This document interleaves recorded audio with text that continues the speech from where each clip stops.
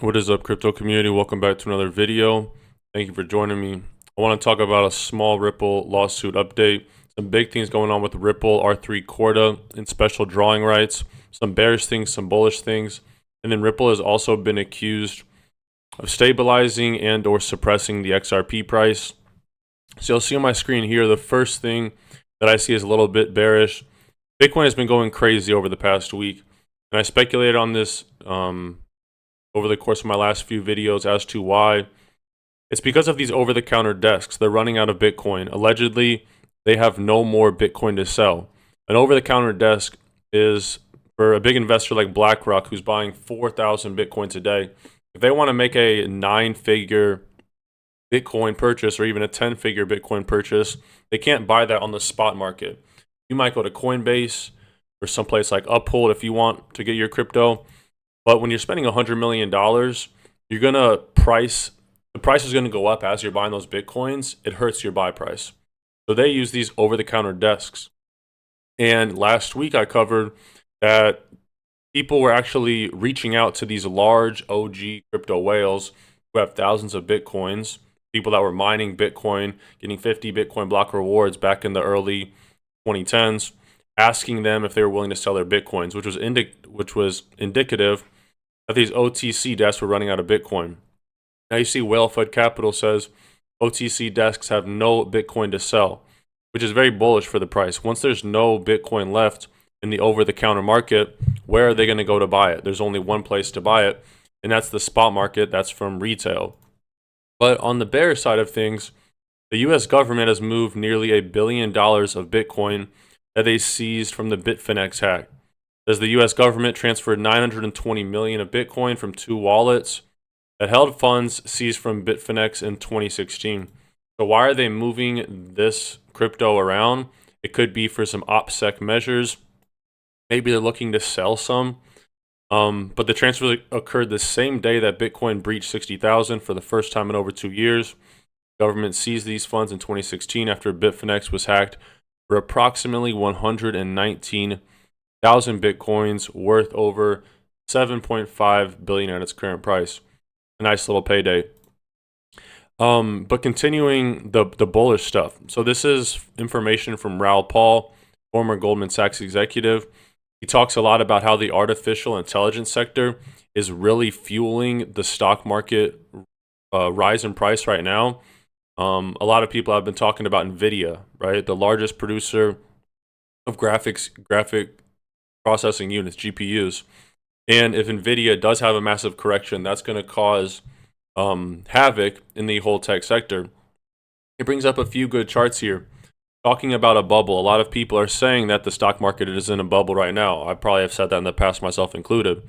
However, if you look at past market bubbles, particularly here in the 1920s, sorry, I'm covering the 1920s and 1990s, you'll see that the metric for the bubble went all the way up to 100%. Right now, we are nowhere near that. The current percent is around, say, 50%, which indicates we're not particularly in a bubble.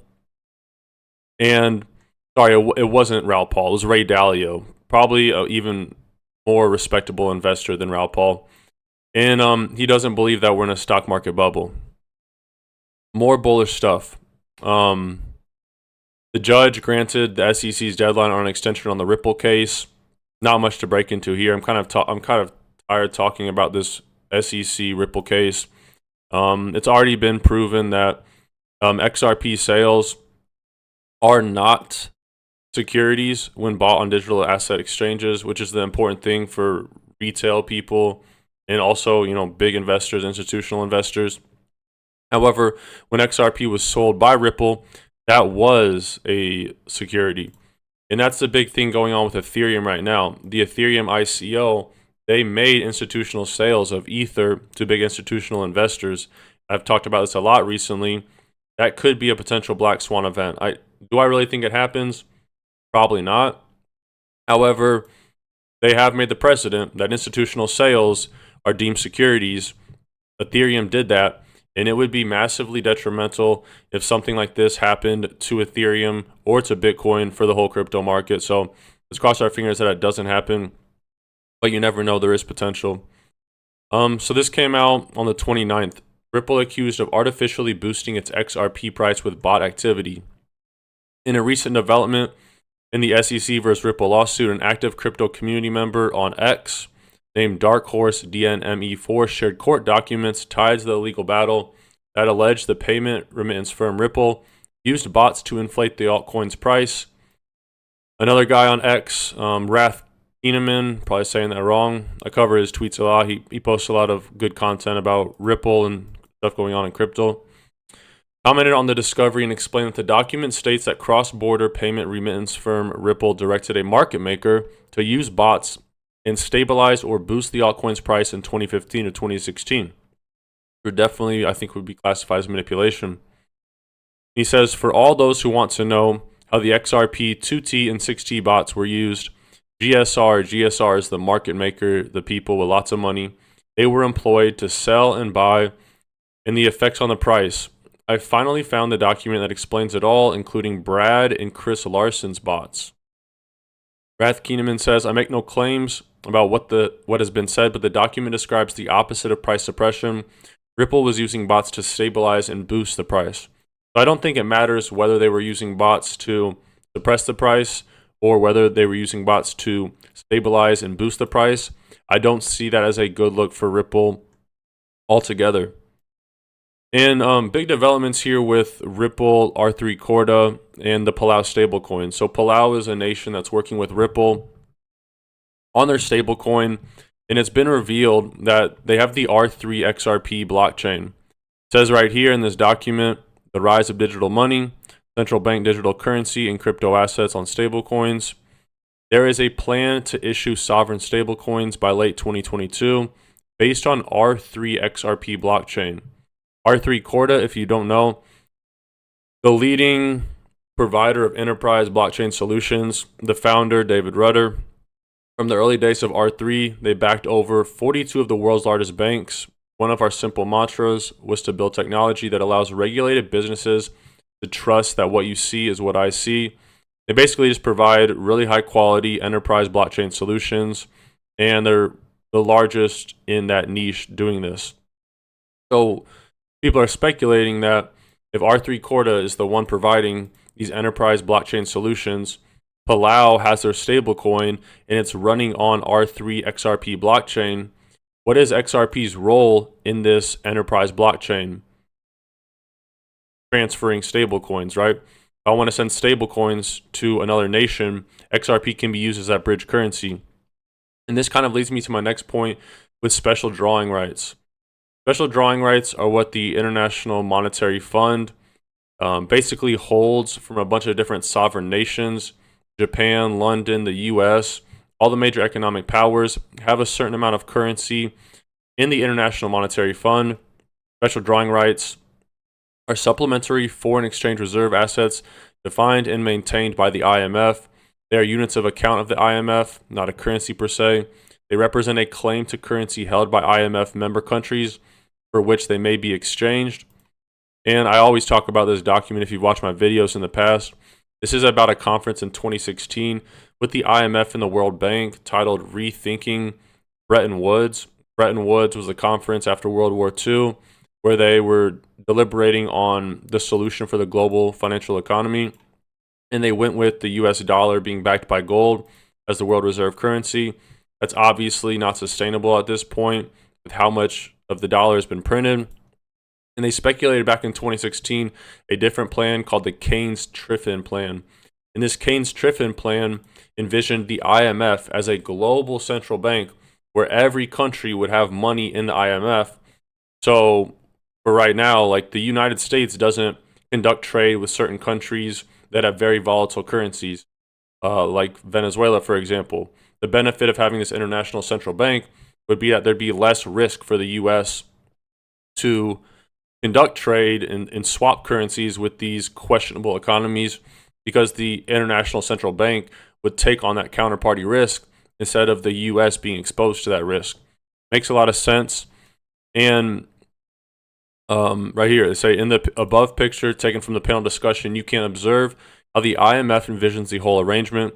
Pay attention to the IMF at the center That's what I'm talking about, the IMF being this international central bank.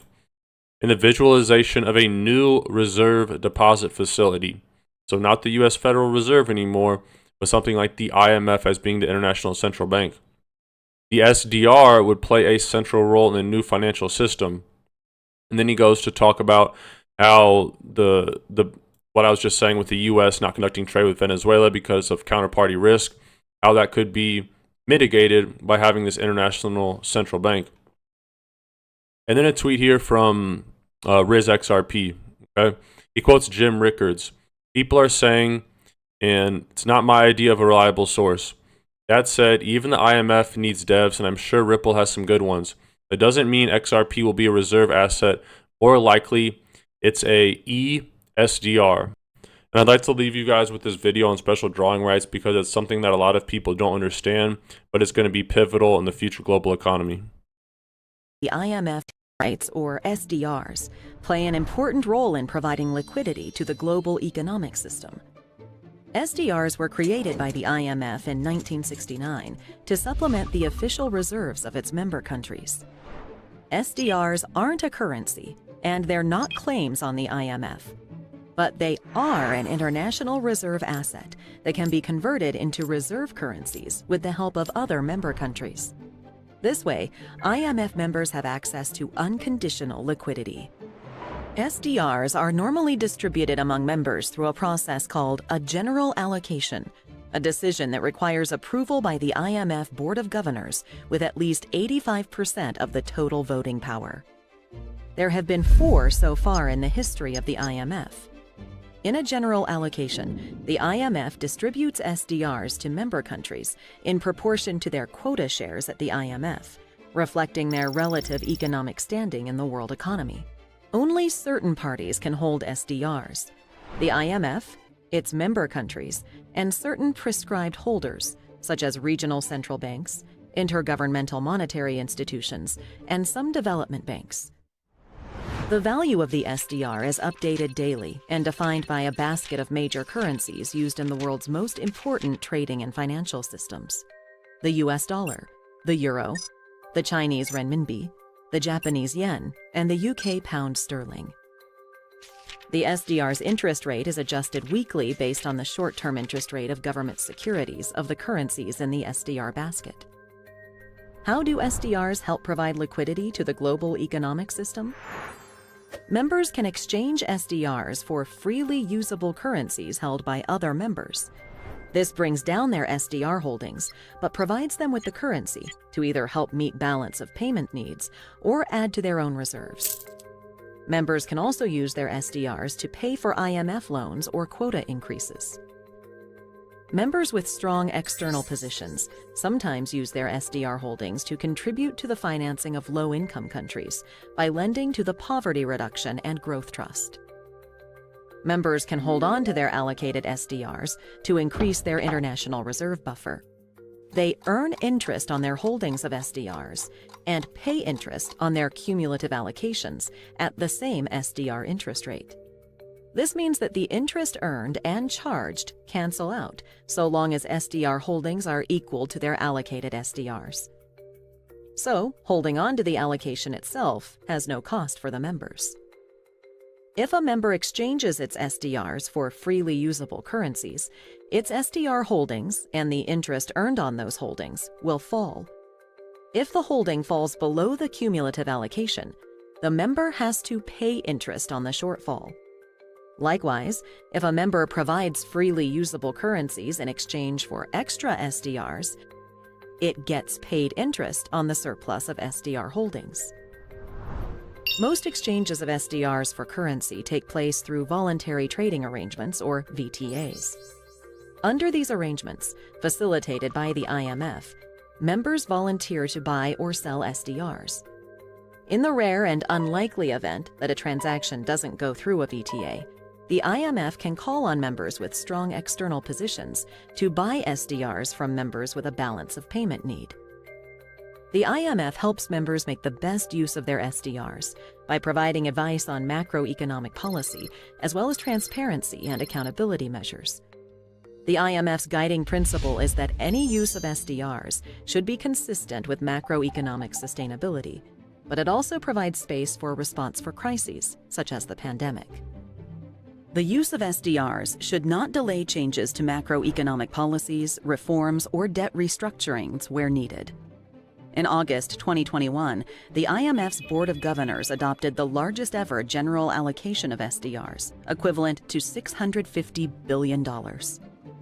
This allocation among 190 member countries was adopted to help meet the long-term global need to supplement reserve assets. Another important objective was to help build confidence and send a powerful signal of a cooperative, multilateral response to the COVID-19 crisis, including providing more scope for spending on crisis response in liquidity-constrained emerging market and developing economies. Learn more about SDRs at imf.org/SDR.